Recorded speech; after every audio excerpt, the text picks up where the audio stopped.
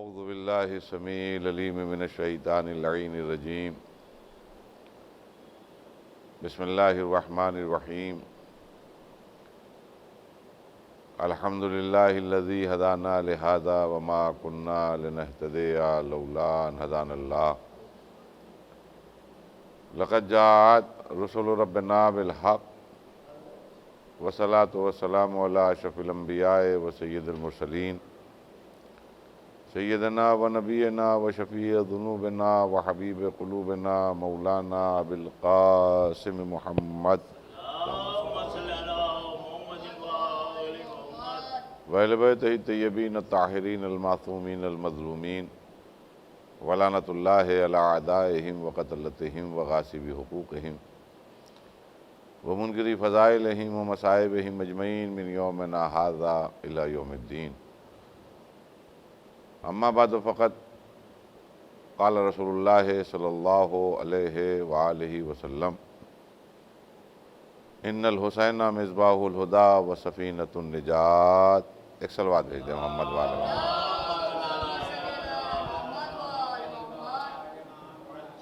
ارباب غم، ماتمداران سید الشہداء،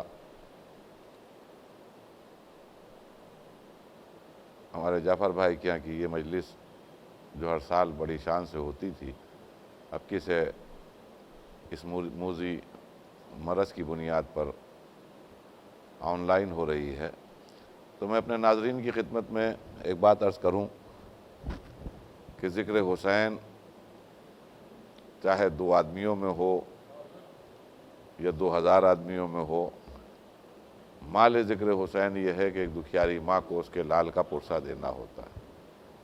بس اگر مال ذکر حسین حاصل ہو گیا تو عزادار کامیاب ہے.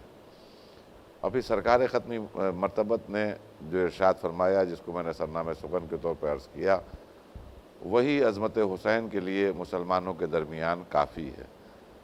نبی کریم نے فرمایا کہ ان الحسین مصباح الہدی و سفینۃ النجات. یقیناً بڑی شیورٹی کے ساتھ فرمایا، یہ یقیناً میرا حسین مصباح الہدی ہے، چراغ ہدایت ہے، وہ سفینۃ النجات، اور وہ سفینہ ہے، وہ کشتی ہے کہ اگر اس پہ کوئی سوار ہو گیا تو اس کو نجات مل گئی. اگر مسلمان اس پہ غور کریں تو عظمت امام حسین علیہ السلام ان کی سمجھ میں آئے گی، اور جو شرف اللہ کی بارگاہ سے آقا حسین کو ملا ہے وہ خود بخود سمجھ میں آ جائے گا. اور پھر ہوشیار اور سمجھدار مسلمان بغیر کسی مسلک کے، بغیر کسی فرقے کے حسین کی ڈیوڑی پر آئے گا، سر کو جھکائے گا. اس لیے کہ نبی کریم کی زبان کے اوپر بھروسہ کرتے ہوئے جس مسلمان نے نہ نظر آنے والی چیزوں کو مان لیا، دیکھیے توجہ دیے گا جو میں عرض کر رہا ہوں، نبی کریم کا کمال یہ ہے کہ آپ نے ان لوگوں کے درمیان ان چیزوں کو منوا لیا جو چیزیں نظر نہیں آ رہی تھیں، اور مسلمانوں نے بھی ان تمام چیزوں کو مان لیا کہ جو دکھائی نہیں دے رہی تھیں. اللہ ایک ہے، ہم 360 کے ماننے والے ہیں، کہ نہیں یہ تمہارے اللہ نہیں ہے، ایک ہے. کہاں ہے؟ کہ وہ ہر جگہ ہے. چہرہ کیسا ہے؟ صورت اس کی کیسی ہے؟ رنگ کیسا ہے؟ مسکراتا ہے تو کس طرح مسکراتا ہے؟ غیظ میں آتا ہے تمہارا اللہ کس طرح غیظ میں آتا ہے؟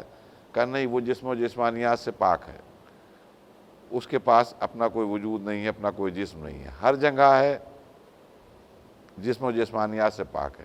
میں ایک جملہ ہمیشہ کہتا ہوں ارباب غم کہ یہ نبی کریم کی زبان کا کمال تھا، اس لیے کہ جب تک کہ انسان کے تصور میں تصویر بنتی نہیں ہے ماننے کا جی نہیں چاہتا. جب تک کہ تصور میں تصویر نہیں آتی ہے ماننے کا جی نہیں چاہتا. اور سرکار ختمی مرتبت اس اللہ کو انٹروڈیوس کرا رہے ہیں، اس کے سامنے سر کو جھکوا رہے ہیں جو کسی بھی طرح سے تصور میں آ ہی نہیں پا رہا ہے، لیکن تمام لوگ اس لیے سروں کو جھکا رہے ہیں، اس لیے توحید کا کلمہ پڑھ رہے ہیں کہ ہمارے نبی فرما رہے ہیں. کیا بات ہے ان میں، کیا خصوصیت ہے، کیا وجہ ہے جو آپ مان رہے ہیں؟ کہ آپ کو کیا معلوم، یہ صادق بھی ہیں اور امین بھی ہیں. یعنی کل ملا کر اسلام میں توحید کا یقین اس بات کی علامت ہے کہ صرف زبان محمد ہے، اور یہی نہیں بلکہ یہ کتاب ہمارے ہاتھ میں ہے۔ یا رسول اللہ یہ کون سی کتاب ہے؟ کہ یہ قرآن مجید ہے۔ قرآن مجید یہ کس کی کتاب ہے؟ آپ نے لکھی ہے؟ کہا نہیں، اللہ کی طرف سے تم لوگوں کی ہدایت کے واسطے آئی ہے۔ تو کیا اللہ آیا ہے؟ ایک صلوات بھیج دیں محمد وآل محمد۔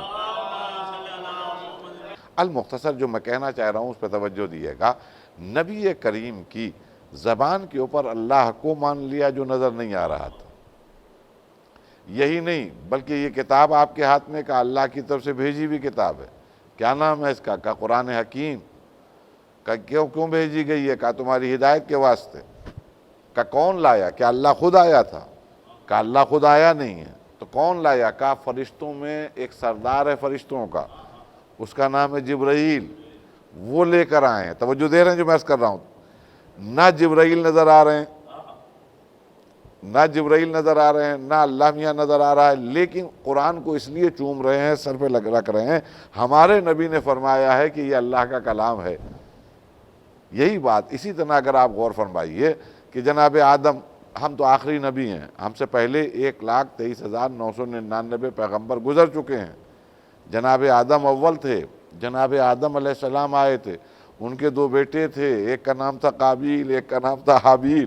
اب ہکا بکا مسلمان غور سے سن رہا ہوگا بس رسول اللہ کو، نہ ہسٹری ہے اس وقت، نہ اس وقت تاریخ ہے، جو نبی فرما رہے ہیں نہ ان کے لیے نبی کوئی فوٹو دکھا رہے ہیں کہ دیکھو یہ آدم بیٹھے ہوئے ہیں، یہ ان کے ساتھ حابیل بیٹھا ہوا ہے، اور یہ جو قاتل ہے یہ قابیل ہے، اور دیکھو یہ اس طرح اس کی دعائیں قبول ہو رہی ہیں۔ کوئی ویڈیو کلپ بھی نہیں واٹس ایپ پہ ہے کہ جو دکھا دیں تو سامنے والا مطمئن ہو جائے۔ لیکن آدم کو اس لیے ہم مان رہے ہیں کہ آدم کے متعلق ہمارے نبی نے فرمایا ہے کہ یہ سب سے پہلے نبی بنا کر بھیجے گئے ہیں۔ شیست آئے، انوش آئے، میلائل آئے، لمق آئے، اخنون آئے جنہیں ادریس نبی کہا جاتا ہے، پھر نوح علیہ السلام آئے، پھر اسی طرح اور تمام نبی آتے رہے۔ یہ تمام وہ لوگ ہیں جو پری ہسٹورین جسے کہا جائے، پری ہسٹری، جب ہسٹری کا بھی تصور نہیں تھا، انسان نے لکھنا بھی نہیں سیکھا تھا، اس وقت آدم کا وجود تھا، نوح کا وجود تھا۔ پروف کچھ نہیں ہے، دلیل کوئی نہیں ہے، صرف ایک زبان محمد ہے۔ میں کیا عرض کر رہا ہوں؟ ہمارے نبی کریم کی زبان کے اوپر اعتبار کا نام آدم کی آدمیت ہے، نوح کی نبوت ہے، ابراہیم کی خلت ہے، موسیٰ کی ہیبت ہے، یوسف کا جمال ہے، ایوب کا صبر ہے، تمام انبیاء کرام کی نبوتیں ہیں، پیغمبریاں ہیں، رسالتیں ہیں، صرف ایک زبان محمد پر۔ بس عزیزان گرامی، یہاں پہ مجھے ایک جملہ کہنے دیجئے، جس نبی کی زبان کے اوپر بھروسہ کرتے ہوئے نہ نظر آنے والے لوگوں کو مان لیا، آدم کو بھی مان لیا جو نظر نہیں آ رہے تھے، نوح کو بھی مان لیا جو نظر نہیں آ رہے تھے، ابراہیم کو بھی مان لیا جو نظر نہیں آ رہے تھے، موسیٰ اور عیسیٰ کو بھی مان لیا جو نظر نہیں آ رہے تھے، تو یہ کون سا دوغلا پنا ہے، یہ کون سا تعصب ہے کہ جو نظر نہیں آ رہے ہیں وہ تو زبان محمد پر مانے جا رہے ہیں، اور جن کو باقاعدہ دکھایا جا رہا ہے من کنت مولا ہو فہذا علی مولا کی سزا بلند کی جا رہی ہے، یا یہ کہا جا رہا ہے ایھا الناس ھذا حسین فعرفوہ، یہ میرا حسین ہے اس کو پہچانو، یہ بغض ہے، یہ تو حسد ہوا، یہ تو خامخواہ کا جلاپا ہوا آل محمد سے کہ جو نظر نہیں آ رہے ہیں ان کے اوپر تو آپ جان چھڑکنے کو تیار۔ میں اکثر ایک بات کہتا ہوں کہ جناب آدم کے کوئی مسلمان کے سامنے جناب آدم کو برا کہہ کے نکل جائے، جناب نوح کے بارے میں کوئی گستاخی کر کے نکل جائے، جناب ابراہیم کے متعلق کوئی غلط بات کہہ کے نکل جائے، اما مسلمان زندہ نہیں چھوڑے گا۔ آپ سوال کیے کیوں بھیا، کاہے کے لیے اس کے پیچھے پڑے، وہ کوئی آدم کو برا، ارے آپ کو کیا معلوم، وہ ہمارے نبی ہیں، ہمارے پیغمبر ہیں، آپ کے پاس کیا پروف ہے؟ آپ کے پاس کیا پروف ہے کہ آدم پیغمبر ہے؟ ارے آپ کو کیا خبر، ہمارے نبی نے فرمایا۔ تو نبی کے فرمانے پر اتنا بھروسہ کہ آدم کی شخصیت پر لڑنے بھڑنے پر تیار ہیں، اور جس کے لیے خود نبی فرما رہے ہیں کہ یہ مجھ سے ہے، میں اس سے ہوں۔ ایک درود بھیج دیجیے محمد وآل محمد۔ تو عزیزان گرامی، یہ بات میں نے اس لیے عرض کی کہ تمہیداً آپ کے سامنے کہ نبی کریم نے کی ہر اس بات کو مانا جو نبی کریم کی زبان اقدس سے مسلمانوں کے درمیان جاری ہوئی یا مسلمانوں کے کانوں تک پہنچی، اس کو تسلیم کیا، مانا، نہ نظر آنے والے لوگوں کو مان لیا۔ اچھا، یہاں پر بھی ایک لطف ہے، میں ذرا توجہ دیے گا، ایک صلوات بھیج دیے محمد وآل محمد۔ ایک لطف کی بات میں عرض کروں، ذرا سا اگر توجہ دیے گا تو بڑا لطف بھی آئے گا آپ کو، کہ سرکار ختمی مرتبت کی تبلیغ جو اسلام کے نام پر نظر آ رہی ہے، اس کی دو بنیادیں ہیں۔ ایک بنیاد گزرے ہوئے لوگوں کے اوپر یقین، گزرے ہوئے لوگوں کے اوپر ایمان۔ دیکھیے دو بنیادیں ہیں تبلیغ کی، توجہ دیے گا۔ اسلام کی تبلیغ کے نام پر دو چیزیں نبی کریم نے پیش کی۔ ایک گزرے ہوئے لوگوں پر بھروسہ جو نظر نہیں آ رہے ہیں، جو تم سے پہلے ہیں، ما سبق گزر چکے ہیں، ان کو تم مانو، اور جب تک کہ زندہ رہو جو میں بتاؤں اس کے مطابق عمل کرو۔ نماز پڑھو، روزہ رکھو، حج کرو، زکوٰۃ دو، خمس ادا کرو، یہ کرو وہ کرو، اطاعت والدین کرو، صلہ رحمی کرو، محتاجوں کو کھانا کھلاؤ، یتیموں کے سر پہ شفقت سے ہاتھ پھیرو۔ اچھا یہ ہوگا کیا جب یہ سب عمل کریں گے، جب تک کہ زندہ رہیں گے؟ کیا اس کا انعام ملے گا؟ کیا انعام ملے گا؟ کہ جنت، حوریں ہوں گی، غلمان ہوں گے، دودھ کی نہریں بہہ رہی ہوں گی، تمام طرح کی لگژریز موجود ہوں گی۔ یا رسول اللہ ان اعمال کی بنیاد پر جو ہم کو جنت ملے گی اور کوثر کے پانی سے ہم سیراب ہوں گے، یہ کب ملے گی؟ دیکھیے توجہ دیجیے گا، یہ کب؟ کہا جب مر جاؤ گے۔ آپ غور کریے گا کبھی اس نقطے کے اوپر کہ اسلام کی دو بنیادیں ہیں، اور یہ نبی کریم کی زبان کا اثر ہے کہ جو دونوں بنیادیں سمجھ میں نہیں آنے والی ہیں۔ ایک گزرے ہوئے لوگ ہیں جن کو ماننا ہے، جب تک کہ جیتے رہو عمل کرتے رہو، اس عمل کا ثواب ملے گا مرنے کے بعد، جنت و جہنم کا فیصلہ ہوگا مرنے کے بعد۔ نہ وہ سرا سمجھ میں آ رہا ہے نہ یہ سرا سمجھ میں آ رہا ہے، لیکن مسلمان جنت پر بھی یقین کیے ہوئے ہے، کوثر پر بھی یقین کیے ہوئے ہے، گزرے ہوئے لوگوں پر بھی یقین کیے۔ کیوں؟ کہ ہمارے نبی نے فرمایا۔ یعنی اس کے علاوہ، زبان محمد کے علاوہ، نبی کریم کی زبان کے علاوہ اور کوئی بیچ میں کوئی تصور ہے ہی نہیں۔ اسی نبی نے فرمایا ان الحسین مصباح الہدی۔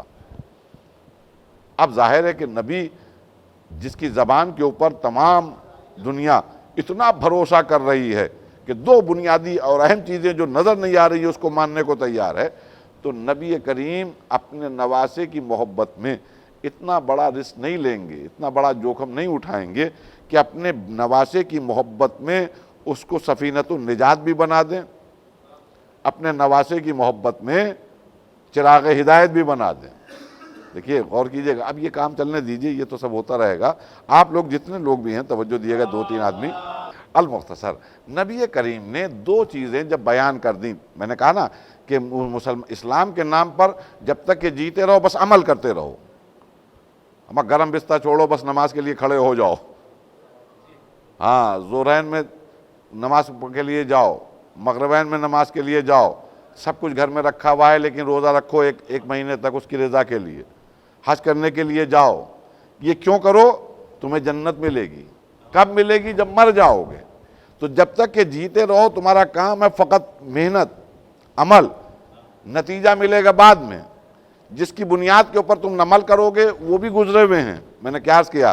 اللہ نظر نہیں آ رہا ہے، نوح نظر نہیں آ رہے ہیں، ابراہیم نظر نہیں آ رہے ہیں، جبرائیل و میکائیل نظر نہیں آ رہے ہیں، گزرے ہوئے لوگ جو نظر نہیں آ رہے ہیں ان کے اوپر ان کو مانو، جب تک کہ جیتے رہو عمل کرتے رہو، اور جب مر جاؤ گے تو تمہیں اس عمل کی جزا ملے گی جنت۔ نہ وہ سمجھ میں آ رہا ہے سرا تو نہ یہ سمجھ میں آ رہا ہے۔ ایسا نبی جو اپنی زبان کے اوپر اتنا اثر رکھتا ہو کہ وہ دو بہت اہم چیزوں کو جو نظر نہیں آ رہی ہیں ان کو بھی راسخ کر دے لوگوں کی گھٹیوں میں، وہ اتنا بڑا رسک نہیں لے سکتا کہ اپنے نواسے کی محبت میں دو اہم ذمہ داریاں اس نواسے کے حوالے کر کے اس کی عزت میں اضافہ کر دے۔ اگر آنے والے کل میں حسین مصباح الہدی نہیں ہو پائے، ابھی بچے ہیں، 5 برس کا سن ہے، اگر آنے والے کل میں حسین چراغ ہدایت سفینۃ النجات نہیں ہو پائے، کشتی نجات نہیں ہو پائے، تو اب یہ نماز گئی، روزہ گیا، جنت و جہنم کا تصور گیا، وہ آدم اور نوح کو سمجھ میں نہیں آئیں گے۔ جب ایک بات نبی کی سمجھ میں نہیں آئی، ٹھیک سے ثابت نہیں ہوئی، کیا بھروسہ کہ آدم تھے، نوح تھے، ابراہیم تھے، موسیٰ تھے، عیسیٰ تھے، کیا بھروسہ؟ اس لیے جب ایک بات سامنے سمجھ میں نہیں آ رہی ہے جو انہوں نے کہی تھی، تو اب ظاہر ہے کہ نبی جو بھی بولیں گے وہ اتنا آتھینٹک ہوگا جس سے گزرے ہوئے لوگ بھی متاثر نہ ہوں جس پہ ایمان ہوا ہے، آنے والے کل کے رزلٹ کے اوپر بھی کوئی متاثر نہ ہو ذہن۔ تو اب ظاہر ہے کہ نبی کریم جو کہیں گے وہ نواسے کی محبت میں نہیں ہوگا، بلکہ وہی ہوگا جو وہی کا نزول ہوگا۔ ایک درود بھیج دیجیے محمد وآل محمد۔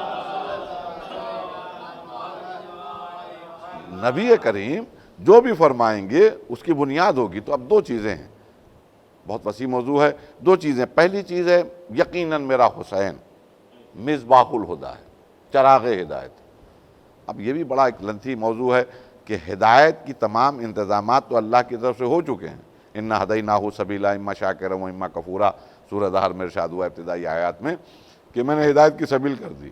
اس کے لیے آدم اور نوح اور ابراہیم اور عیسیٰ اور موسیٰ جو نبی 1,23,999 نظر آئے، وہ اس کے بعد میں سید الاولین سید الآخرین ہمارے نبی، ہمارے سرکار نبی آخر سرکار خط تشریف لائے، انہوں نے دین کامل بھی کر لیا، اس کی سند بھی حاصل کر لی۔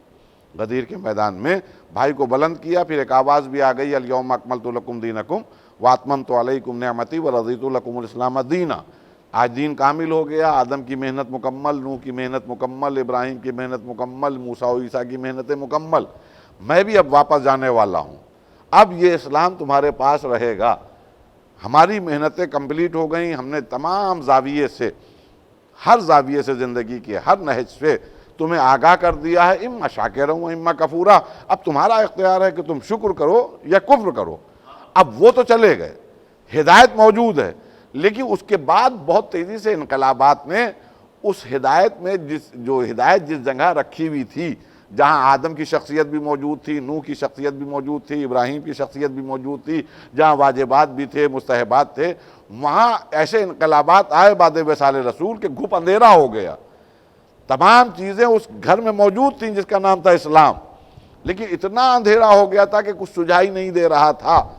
میں اس کی ایک مثال آپ کے سامنے عرض کر دوں تاکہ بات واضح ہو جائے کہ بھئی ہم اس امام بارگاہ میں بیٹھے ہوئے ہیں اور علی گنج کے، اور یہاں پر تمام چیزیں رکھی ہوئی ہیں، رات کا 9 بجنے میں 5 منٹ باقی ہیں اور رات کا وقت ہے، تمام چیزیں، یہ کرسیاں رکھی ہیں، یہ ہے، یہ جھاڑ لگا ہوا ہے، یہ ٹیوب لگے ہوئے ہیں، وہ عزا خانہ ہے، یہ کیمرہ لگا ہوا ہے، یہ اس رنگ کا اور یہ اس رنگ کا، تمام رنگ بھی سمجھ میں آ رہے ہیں، تمام چیزیں کہاں رکھی ہوئی ہیں وہ نظر آ رہی ہیں۔ لیکن ابھی 5 منٹ کے لیے یہ لائٹ چلی جائے، 5 منٹ کے لیے اس کمرے میں اندھیرا ہو جائے اور آپ کو اس کمرے میں انٹر کیا جائے اس بارگاہ میں، تو یقین جانیے تمام چیزیں ہوں گی اپنی جگہ، لیکن سجھائی کچھ نہیں دے گی، دکھائی کچھ نہیں دے گا۔ یعنی سب کچھ ہوگا، اگر آپ سے کہا جائے کرسی اٹھا لاؤ تو آپ ٹٹولتے رہ جائیں گے، آپ کرسی تک پہنچنے میں آپ کو چھینکے آ جائیں گے۔ میں کیا عرض کرنا چاہ رہا ہوں، بس یہی مسئلہ امام حسین علیہ السلام کے ذریعے رسول اللہ نے حل کر دیا۔ جب جب ہماری تبلیغات کے اوپر اندھیرا نظر آئے تو پریشان نہ ہونا، ادھر ادھر ہاتھ مارنے کی ضرورت نہیں ہے، حسین کی ڈیوڑی پہ چلا جانا، اس لیے کہ ہدایت کا اگر کوئی چراغ ہے تو وہ حسین ہے۔ بس جہاں اندھیرا لگے وہاں چراغ حسینی ہو۔ ایک درود بھیج دیئے محمد وآل محمد۔ وہاں چراغ حسینی لے کے جاؤ گے تو تمہیں ہدایت مل جائے گی، آدم بھی مل جائیں گے، نوح بھی مل جائیں گے، ابراہیم بھی، نماز بھی، روزہ بھی، حج بھی، خون بھی، زکوٰۃ بھی۔ یہ میں ہوا میں نہیں کہہ رہا ہوں اتنی دیر سے جو گفتگو کر رہا ہوں، اما عقلاً ثابت ہے 1400 سال بعد بھی یہ حدیث نبی کریم کی۔ اگر کوئی سوال کرے کہ صاحب اس کا پروف دیجئے، اس کی دلیل دیجئے، کیسے ہیں مصباح الہدیٰ امام حسین؟ امام حسین چراغ ہدایت کیسے ہیں؟ تو میں اس کو دعوت دوں گا کہ آئیے صرف فقط فرش عزائے حسین پہ آ جائیے، مجلس حسین میں آ جائیے، اور مجلس حسین میں آنے کے بعد آپ مجلس میں بیٹھ جائیے، آپ کی خود بخود سمجھ میں آ جائے گا مصباح الہدیٰ حسین ہیں کہ نہیں۔ آپ کہیں گے یہ کیسے کہہ رہے ہو؟ بھائی ہمیں جعفر رضا صاحب نے فون کیا کہ آپ کو مجلس پڑھنا ہے، اب کسی گھر میں نہیں ہوگی کووڈ-19 کی وجہ سے، اب کسی امام بارگاہ علی گنج میں ہوگی، آپ کو مجلس حسین میں دعوت دے رہا ہوں، آپ کو آنا ہے۔ میں آیا، ممبر پر اتنی دیر سے میں آپ کے سامنے جب ذکر کر رہا ہوں تو کبھی نماز کا نام لے رہا ہوں، کبھی روزے کا نام لے رہا ہوں، کبھی حج کا نام لے رہا ہوں، کبھی آدم کا نام لے رہا ہوں، کبھی نوح کا نام لے رہا ہوں، اور بلایا کاہے کے لیے گیا ہوں؟ مجلس حسین کے لیے۔ نہیں توجہ دیے گئے، پھر میں بات کو پلٹ دوں۔ اکثر ہم لوگ مجلسیں پڑھنے کے لیے جاتے ہیں دوسرے شہروں میں یا یہیں شہر میں بھی، ہم کو بلایا گیا ہے مجلس حسین کے لیے کہ مجلس حسین سے خطاب کرنا ہے، لیکن جیسے ہی ہم ممبر پہ جانے لگے صاحب خانہ نے کہا مولانا ایک گزارش ہے. جی فرمائیے کیا حکم ہے؟ کہا مولانا آج کل کے نوجوان نسل گمراہ ہو رہی ہے, ذرا اطاعت والدین کے اوپر پڑھ دیجئے آج مجلس. اب ہم کچھ سوچ کے آئے تھے, ممبر پہ پہنچے, خطبہ دیا, پھر اسی طرح کی ریلیٹڈ آیت ڈھونڈا تصور میں, اور پھر کہا ربنا اغفر لی ولوالدی وللمؤمنین, اس کی موضوع کے اوپر, ٹاپک کے اوپر مجلس پڑھ دی. کبھی ہم کہیں پہنچے تو ان کا مولانا صلہ رحمی, جو بھائی بھائی سے محبت کرے اور ضرورت کے وقت میں کام آئے, صلہ رحمی کے اوپر ذرا گفتگو فرما دیجئے. آج کل بڑے گمراہ ہیں, بھائی بھائی کی صورت نہیں دیکھنا چاہتا, بہن بھائی کی صورت نہیں دیکھنا چاہتی, تو ذرا صلہ رحمی پہ پڑھ دیے.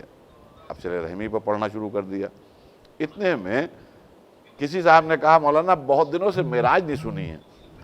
کیا معراج پڑھتے تھے وہ ابن حسن صاحب نو نہروی, ایک عرصہ ہو گیا. مولانا اگر آپ پڑھ سکے تو پڑھ دیجئے. مولانا بہت دنوں سے خیبر نہیں سنی, آج جناب مجلس میں خیبر پڑھ دیجئے, آج خندق پڑھ دیجئے, آج احد میں کس طرح کون پہاڑ کی کتنی بلند چوٹی پہ پہنچ گیا تھا, آج ذرا اس کا حوالہ دے دیجئے.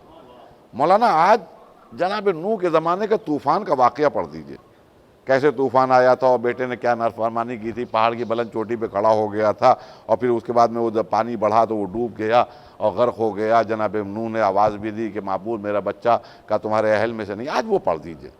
آج جناب ابراہیم کا نعرہ نمرودی پہ میں جانا پڑھ دیجئے. میں کیا کہہ رہا ہوں, میں بہت کچھ کہہ رہا ہوں, آپ اگر متوجہ ہوں. ہم کو بلایا گیا ہے مجلس حسین کے لیے. کبھی اسماعیل کو سنایا جا رہا ہے, کبھی ابراہیم کو سنایا جا رہا ہے اسی ممبر سے, کبھی نوح کو سنایا جا رہا ہے, کبھی نماز کی فضیلت, کبھی روزے کی فضیلت. ارے صاحب کیا علمی مجلس پڑھی, پورا قرآن, کیا مولانا آئے تھے, کیا عمدہ مجلس پڑھ گئے. کیا پڑھے؟ ارے صاحب پورے سورے کی زبردست تفسیر کی, ایک عرصے کے بعد اتنی علمی مجلس سننے کو ملی. اما ان مولانا نے بڑی تبرعی مجلس پڑھی, طبیعت خوش ہو گئی. اما ان مولانا نے کیا فضائل پڑھ دیے, اما ان مولانا نے کیا سیرت نبی کو بیان کیا, اما آج وہ مولانا نے کیا زبردست معراج پڑھ دی, آج انہوں نے طوفان نوح کا ذکر کر دیا, آج انہوں نے حقائق احادیث کے اوپر گفتگو فرمائی. یہ سب سنتے ہیں کہ نہیں تبصرے؟ اور بلائے کاہے کے لیے جاتے ہیں؟ مجلس حسین. بلائے کاہے کے لیے جاتے ہیں؟ مجلس حسین. یعنی آپ کو مجلس حسین پڑھنا ہے. مجلس حسین کا مطلب کیا ہے؟ ایک دکھیاری ماں کو اس کے لال کا پرسہ دینا اور حسین کی مظلومیت کا بیان. لیکن ہم نے تو بچپن سے یہ دیکھا کہ ممبر پر جانے کے وقت, جانے کے بعد ذاکر کبھی آدم کو پڑھ رہا ہے, نوح کو پڑھ رہا ہے, ابراہیم کو پڑھ رہا ہے, موسیٰ کو پڑھ رہا ہے, کبھی شریعت کے بیان, کبھی احادیث کے بیان, کبھی آیات قرآنی کے اوپر کی تشریح ہو رہی ہے, کبھی سورے کی فضیلتیں بیان ہو رہی ہیں, کبھی صلہ رحمی کے اوپر, کبھی اطاعت والدین کے اوپر. یہ تمام موضوعات اس ممبر سے ملنا نبی کی حدیث پر سواد ہے, ان الحسین مصباح الہدیٰ, یقیناً میرا حسین چراغ ہدایت ہے. یعنی فقط فرش عزائے حسین پر حسین کے نام پہ آ جاؤ تو تمہیں نماز بھی مل جائے گی, روزہ بھی مل جائے گا, حج بھی مل جائے گا, آدم و نوح بھی مل جائیں گے. ایک درود بھیج دیجیے محمد وآل محمد. ہاں تمام لوگ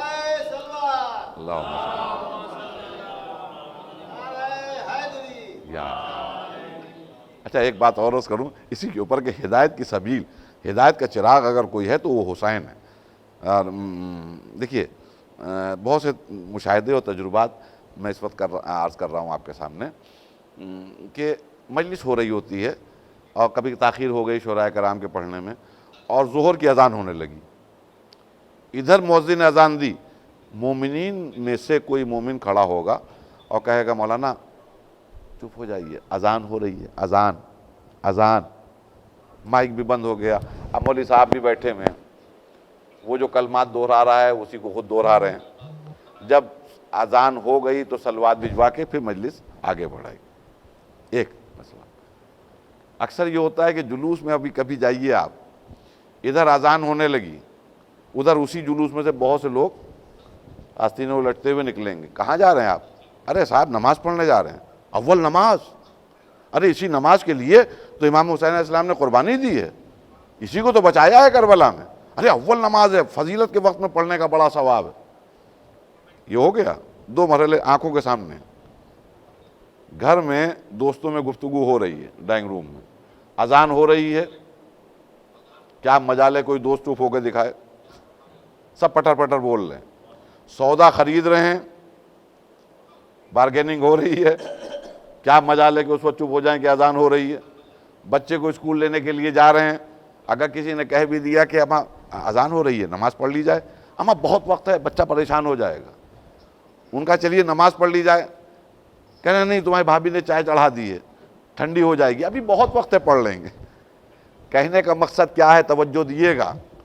جب ہم سودا خرید رہے ہیں، جب ہم بچے کو اسکول سے لا رہے ہیں، جب دوستوں کے درمیان بیٹھے ہیں، نہ اس بات کا خیال کہ اذان کا کیا احترام ہو، نہ اس بات کا خیال کہ اول وقت نماز پڑھ لینا چاہیے. لیکن ادھر حسین کے سے ریلیٹڈ کوئی چیز میں ہم داخل ہوئے، چاہے جلوس ہو چاہے فرش عزا، اذان کا احترام کا بھی خیال آ گیا، اول وقت نماز کا بھی خیال آ گیا. یہ خیال آنا اس بات کا ثبوت ہے کہ آج بھی عظمت نماز سے کوئی واقف کرا سکتا ہے تو اس کا نام ہے حسین، اذان کا کوئی احترام کروا سکتا ہے تو اس کا نام ہے حسین. اللہ وسلم، اس کا نام ہے حسین، اس کا نام ہے حسین. تو عزیزان گرامی، مصباح الہدیٰ سامنے سامنے کی بات ہے. مصباح الہدیٰ اگر کوئی ہے تو اس کا نام نامی ہمارا تیسرا امام ہے، آقا حسین علیہ السلام ہے کہ چراغ ہدایت. خدا کی قسم ایک حسین ہے. اب بہت وسیع موضوع ہے. ہمیں کتنی دیر ہوئی مجلس پڑھتے پڑھتے؟ کتنی دیر ہو گئی؟ بس ٹھیک ہے، مختصر کر دوں اس لیے کہ تو بولتا چلا جاؤں گا تو بہت دیر ہو جائے گی. ایک سلوات بھیج دیں محمد والا. بہرحال اب جو میں بات کو مختصر کرتے ہوئے کہوں کہ مصباح الہدیٰ حسین، چاہے نماز کو سینچ رہے ہوں، روزے کو دیکھو تو سینچ رہے ہیں حسین، اما نبوتوں کو سینچ رہے ہیں. اما آج کربلا جائیے تو وہاں پہ بھی وہی اندازہ لگتا ہے. جب اربعین میں کوئی جاتا ہے یا اور زیارت کرنے جاتے ہیں، خدا کی قسم آقا حسین کا کمال یہ ہے کہ صرف اسلام کے تحفظ نہیں ہے، اسلام کا خیال نہیں ہے، اپنے گھر والوں کا بھی خیال ہے. اگر تم ظاہر ہو میرے ظاہر تو پہلے نجف میں بابا سے ملاقات کر کے آؤ. جب بابا سے مل آؤ نجف سے تب میرے پاس آؤ. اور اس کے بعد میں جہاں حسین کے پاس آ کے ظاہر بنا، اس کو سامرا بھی بھیج رہے ہیں، اس کو کاظمین بھی بھیج رہے ہیں. یعنی کہنے کا مقصد یہ، آج پوری شریعت اگر کوئی ذات میں سموئی بھی نظر آتی ہے تو اس کا نام حسین ابن علی علیہ السلام ہے. اور وہ سفینۃ النجات، وہ کشتی ہے حسین کہ جس کے اوپر اگر کوئی سوار ہو گیا تو اس کو نجات مل گئی. اس کے بھی نہ جانے کتنے واقعات ہیں، لیکن بس آن لائن مجلس ہے، 35 سے 40 منٹ سے زیادہ ہونا بھی نہیں چاہیے ورنہ لوگوں کا اکتانے لگیں گے کہاں مولوی صاحب بیٹھ گئے. المختصر، حسین سفینۃ النجات.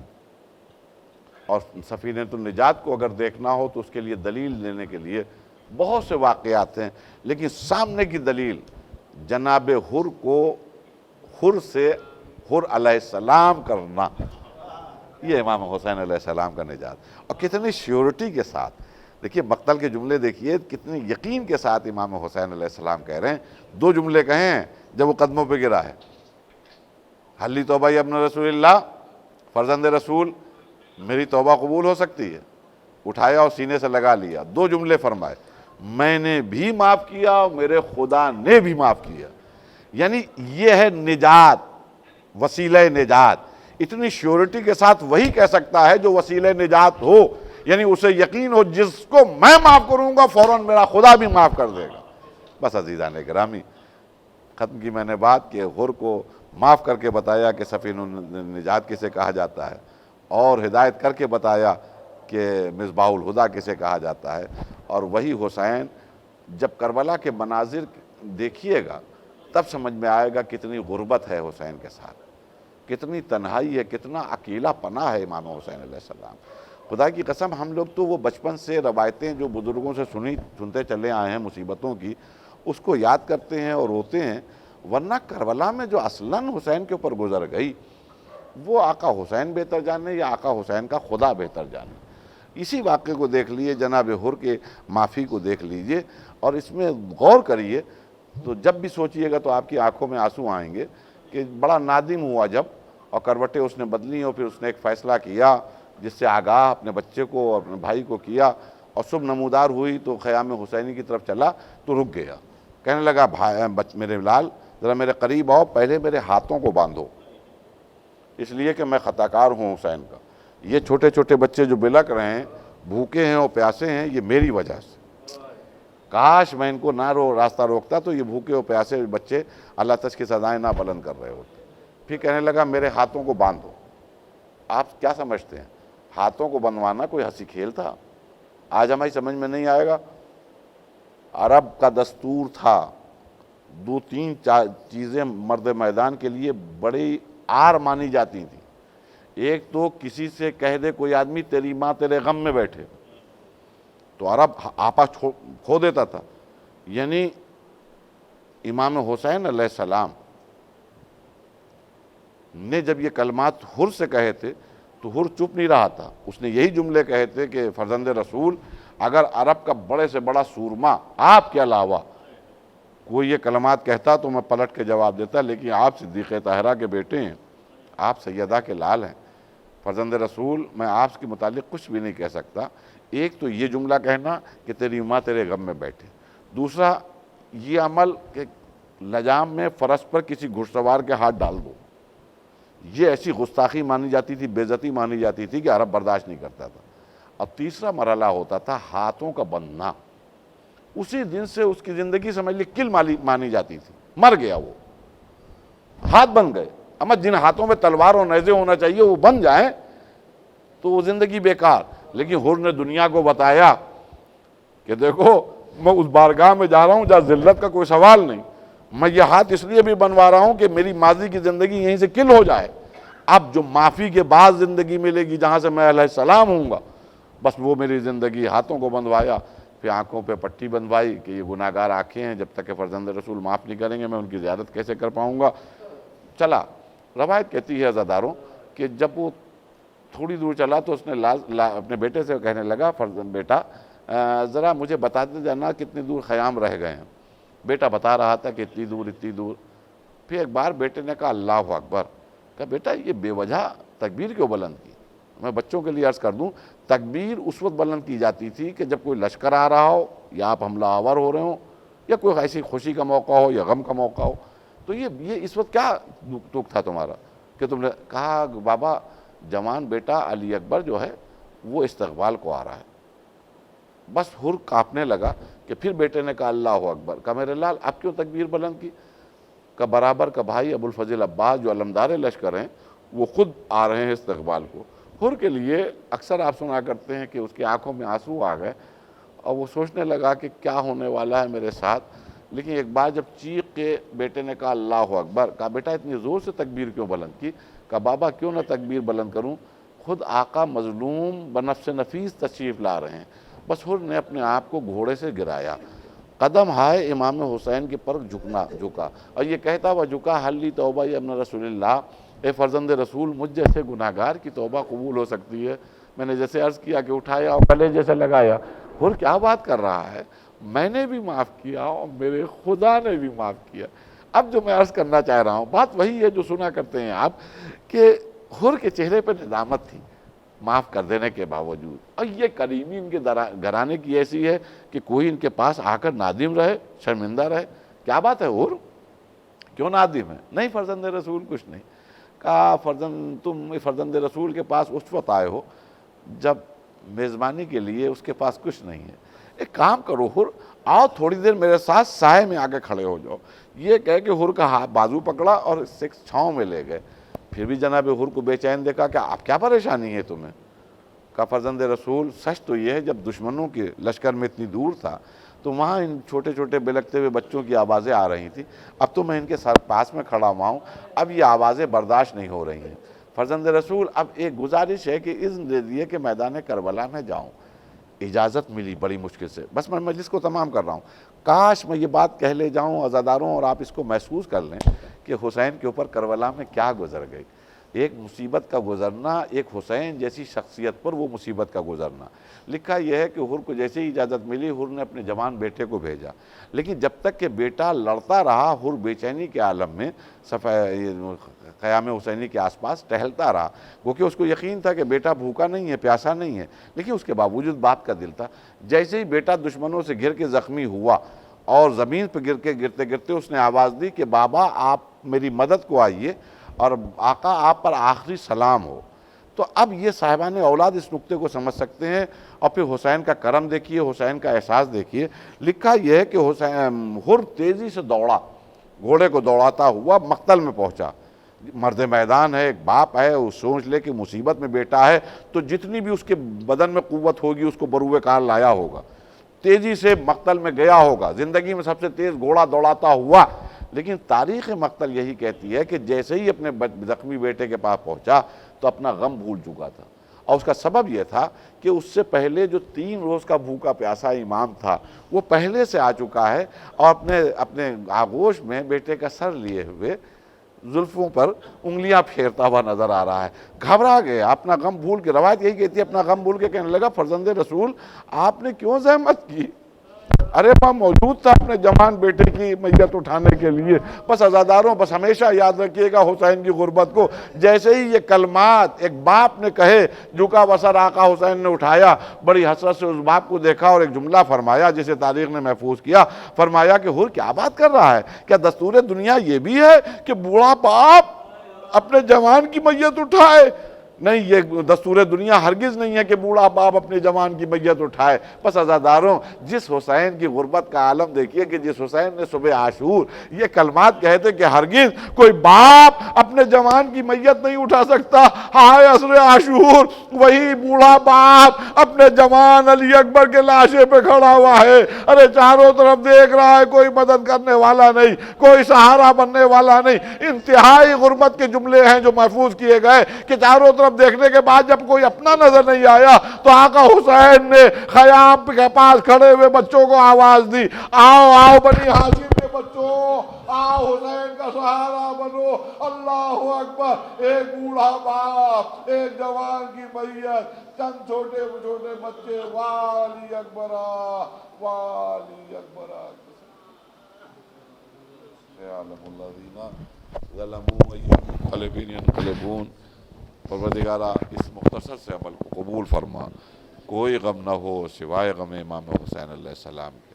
پروردگار جہاں جہاں عزاداران امام حسین علیہ السلام ہیں ان کی جان، مال، عزت، آبرو محفوظ رہے اور ہم سب کی توفیقات نیک میں اضافہ ہو. ربنا تقبل منا انک انت السمیع العلیم بحق زہرا وابیہا وبعلہا. گلے سے لگا رہا جو بار اٹھا نام انبیاء سے، جو بار اٹھا نام انبیاء سے، امام تنہا اٹھا رہا ہے. تڑپ رہے ہیں زمین پہ اکبر، قدر گلے سے لگا رہا ہے. ابھی اٹھائی ہے لاش اکبر، ابھی بنانی ہے ننھی تربت. ابھی اٹھائی ہے لاش اکبر، ابھی بنانی ہے ننھی تربت. قدم قدم پر سنبھل سنبھل کر جوان کے لاشے کو لا رہا ہے. تڑپ رہے ہیں زمین پہ اکبر، قدر گلے سے لگا رہا ہے. نواسا احمد کا مضطرب ہے، کہاں وہ مقتل کہاں وہ خیمے. نواسا احمد کا مضطرب ہے، کہاں وہ مقتل کہاں وہ خیمے. حسین کے جل رہے ہیں خیمے، دھواں زمانے میں چھا رہا ہے. تڑپ رہے زمین پہ اکبر، قدر گلے سے لگا رہا. یا حسین. السلام علیکم مولا یا عباد اللہ، السلام علیکم یا ابن رسول اللہ، السلام علیکم ورحمۃ اللہ وبرکاتہ، السلام علیکم مولانا ابو الفضل العباس ابن امیر المومنین، السلام علیکم جميع شہداء کربلا سیران کربلا ورحمۃ اللہ وبرکاتہ، السلام علیکم مولانا غریب الغربا، السلام علیکم ایمان الزفا، السلام علیکم یا شمس الشموس، السلام علیکم یا انیس النفوس، السلام علیکم یا عین مرفون برزتوس، السلام علیکم یا مغیث زوار فی ام الجزا، السلام علیکم سلطان بے عرب و عجم، السلام علیکم یا علی ابن موسیٰ رضا ورحمۃ اللہ وبرکاتہ، السلام علیکم مولانا صاحب اسو علمان علمان علمان، السلام علیکم مظہر علمان، السلام علیکم یا شریک القرآن، السلام علیکم امام الانس والجان، السلام علیکم امام زماننا حاج جج اللہ مخرجک و ظہورک، السلام علیکم ورحمۃ اللہ وبرکاتہ، اللہم صلی اللہ علیہ وسلم۔